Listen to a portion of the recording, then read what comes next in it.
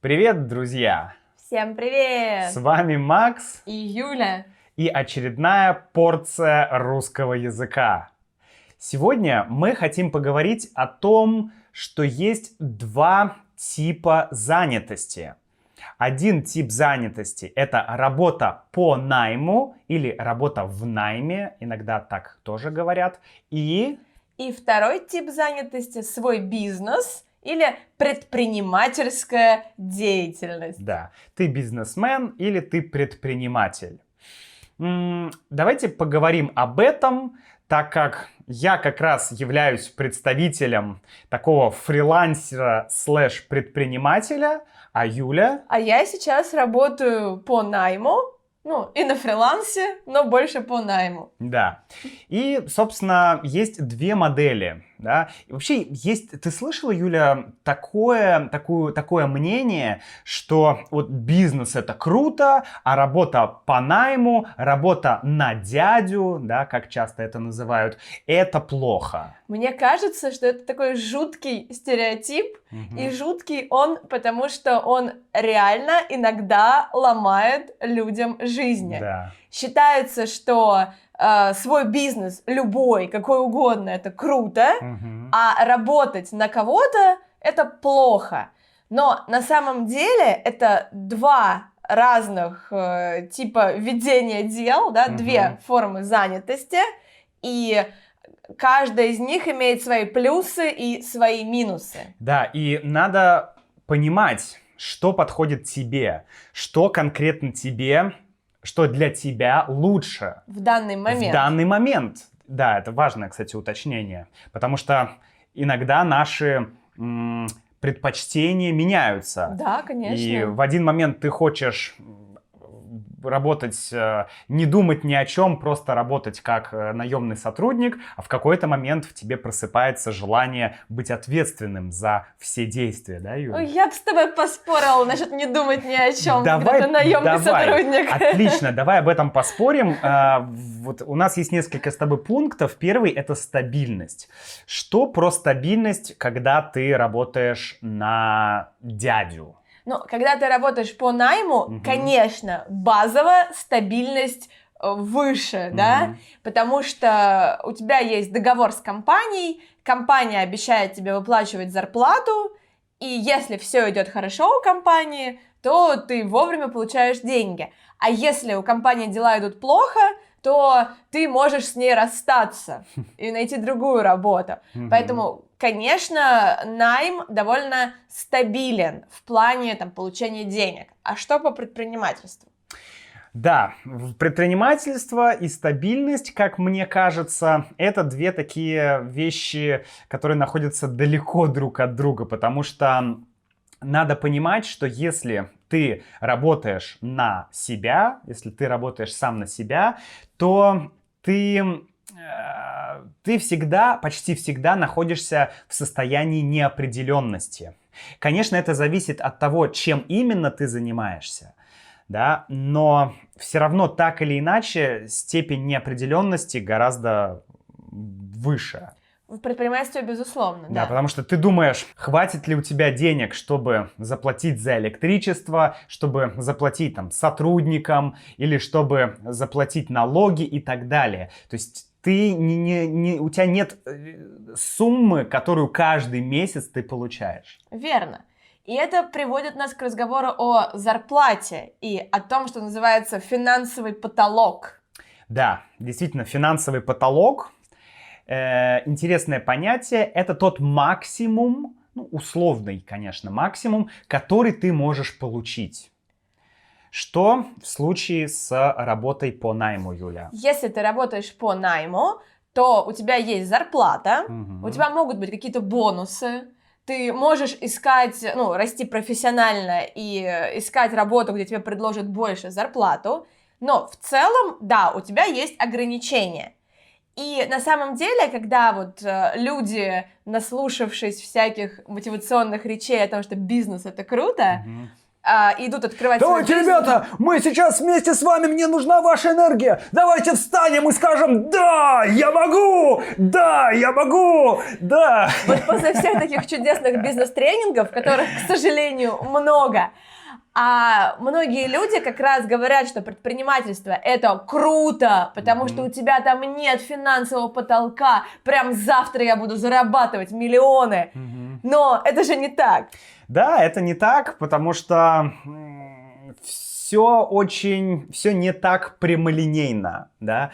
И если действительно в работе по найму все-таки у тебя какой-то потолок есть, то здесь у тебя потолка нет. Но в работе по найму, мне кажется, легче зарабатывать деньги базово. Ну, то есть любой может пойти, найти работу и работать, да, то есть как бы все могут это сделать практически, наверное. Но вот придумать что-то в плане бизнеса, в плане предпринимательства и тем более сделать так, чтобы прорвать этот потолок и зарабатывать много, ну, здесь нужно вот что-то иметь особенное, это не так просто. Да, и я бы еще сказала, что важно помнить, что у предпринимателя те деньги, которые он получает, это не зарплата, это даже не прибыль, это доход. Да, это следующий момент, что у работника есть зарплата. У предпринимателя нет зарплаты, у него есть доход, те деньги, которые ты получаешь. Но также есть и расходы. И когда ты видишь доход, думаешь: вау, потом ты вычитаешь свои расходы, думаешь: ну окей. И вот это и есть твоя, типа, зарплата, да, деньги, которые фактически ты можешь тратить на то, что тебе нужно, на то, что для тебя важно. Расходы именно, понятно, что у нас у всех есть расходы, но ты имеешь в виду расходы именно на бизнес, правильно? Ну, я имел в виду сейчас, нет, я имел в виду расходы, да, и на бизнес, и налоги, и все остальное. Да, то есть, условно, не личные расходы, да, а именно связанные с предпринимательской деятельностью. Да, ты получил, например, 100 тысяч рублей, ты 40 тысяч рублей отдал как налоги, зарплата, не знаю, там, оплата счетов, там, электричество, интернет, там, реклама, может быть, если ты рекламируешь, конечно, да. И все остальные вещи. И у тебя осталось 60 тысяч рублей. И ты понимаешь, что вот это твои деньги, это твоя прибыль, это то, что ты можешь непосредственно использовать для себя. Да? И то нужно учитывать, что тебе нужно всегда вкладывать деньги, что-то улучшать. Да? В моем случае покупать камеру, лучшую камеру, да, не знаю, новый компьютер для того, чтобы монтировать видео.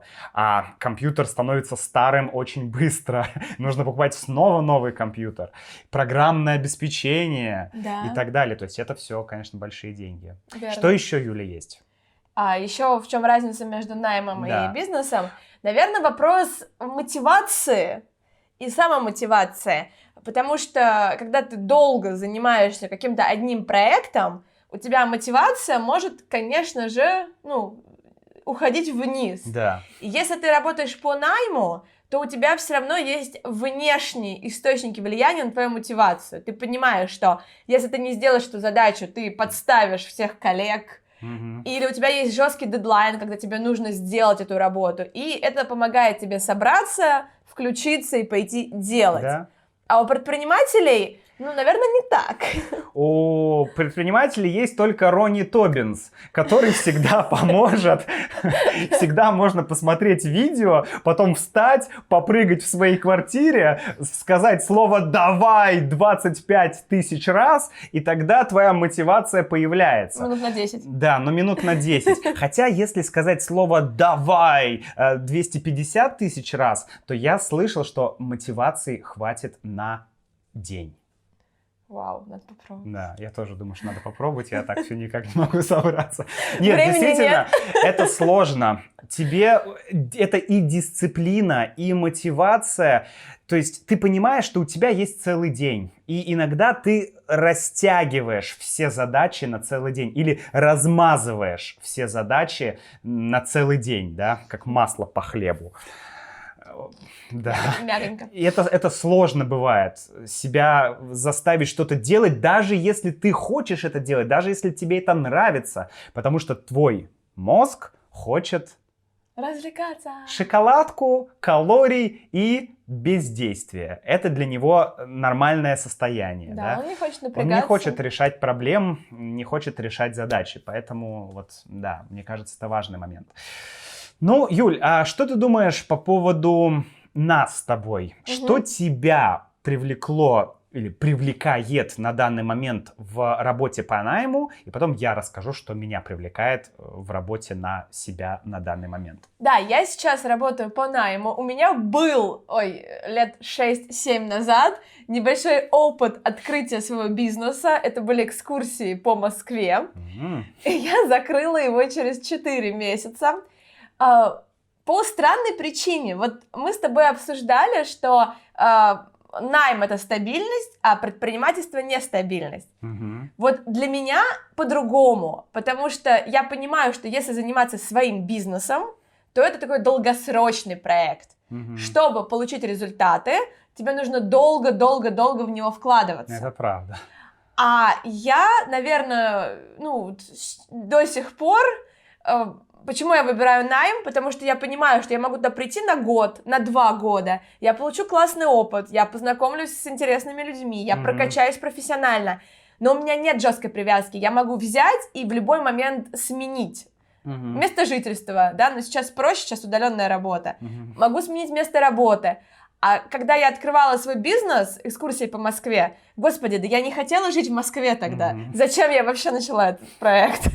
Понятно. То есть получается такая долгосрочная ориентация или краткосрочная ориентация. То есть, грубо говоря, занимаясь своим делом, ты так или иначе вовлекаешься в долгосрочную историю. Да.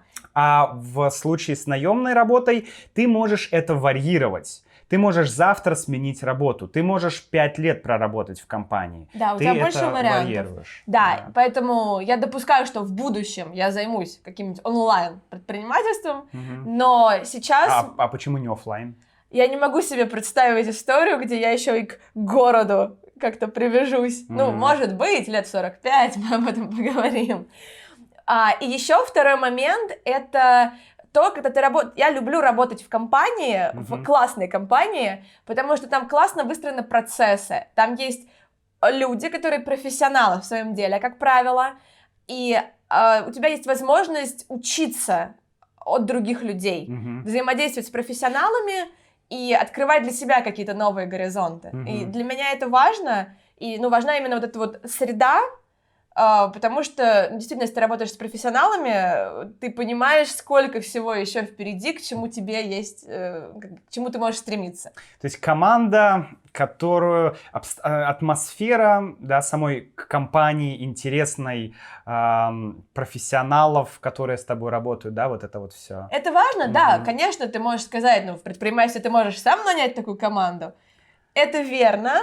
Но сейчас я выбираю, в общем-то, посмотреть на какие-то крутые компании, где люди, умеющие подбирать таланты, уже это сделали. Ну да, такой сразу хоба, скачок в будущее. Тебе не нужно самому подбирать команду, а ты уже идешь туда, где эта команда есть. Почему Логично. бизнес? Во-первых, у меня всегда было желание делать что-то по-своему. Я тот человек, который... вроде и идет на компромиссы, но я не люблю идти на компромиссы, когда дело касается каких-то важных для меня вещей. Да? Поэтому я дико рад, что я в проекте занимаюсь тем, чем я хочу, но не только чем я хочу, а то, что я хочу, плюс то, что я считаю нужно и важно. И только вот эти две вещи вместе дают результат какой-то. Потому что просто делать, что хочу, многие могут сидеть, просто играть в компьютерные игры. Это неинтересно. Но если ты играешь в компьютерные игры, делаешь стриминг, делаешь обзоры на игры и так далее, то вот здесь уже ты не только для себя что-то делаешь, а ты уже делаешь для других людей. Поэтому мне нравится эта идея, что я соединяю свое желание с с желанием других людей, да, делаю что-то для них. Плюс мне не нравится вот эта офисная корпоративная среда, работа в офисе. Удаленка. Да, но удаленка, ты все равно находишься в корпоративной среде. Это правда. У тебя все равно есть босс, есть начальник, есть руководитель. Да? И сам факт этого меня прям... То есть ты понимаешь, что я хочу поехать на 2 дня в другой город, и мне нужно... Сергей Иванович, здравствуйте. Я тут хотел вам сказать, что у меня тут бабушка заболела, мне нужно поехать в другой город на 2 дня. Нет, да, нельзя. Ну, ладно, я, может, потом Тебе, наверное, к вам очень подойду. не везло с начальниками. Ну, да, нет, у меня были разные начальники, но по факту мне нравится чувство свободы. Чувство свободы, чувство ответственности. Если я провалился, я провалился. Если я сделал что-то крутое, молодец, это твоя заслуга. Классно, да.